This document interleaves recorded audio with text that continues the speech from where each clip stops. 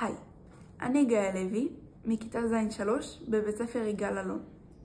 הסיפור המשפחתי שלי מספר על טקס החינה של העדה התימנית.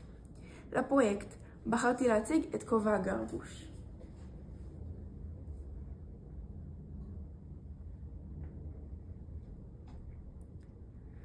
מזה דורות רבים שהחינה מסמלת יציאה מחיים יחידים לחיי זוגיות כבעל ואישה. שוחחתי עם מוריי על בחירת נושא לפרויקט המשפחתי. דיברנו על המנהגים שיש לנו בבית ובמשפחה בכלל.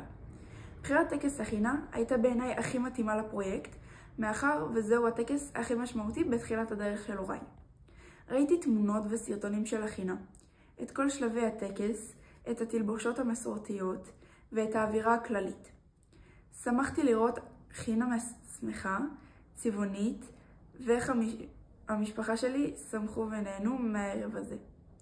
למיצג בחרתי את כובע הגרבוש. גרבוש הוא כובע שהכלה חובשת בטקס החינה, והוא חלק מאוד משמעותי מהתלבושות המסורתית של העדה התימנית. גובהו כ-40 סנטימטרים, והוא מאוד מרשים בנוכחותו. בתימן, הכובע והתלבושות שימשו כסמל למשפחה עמידה. בנוסף, על פי מסורת, מורחים חינה על כפות ידי החתן והכלה בצורה עגולה, כרמז לצורתו של מטבע, כברכה לשפע וכסימן למזל טוב.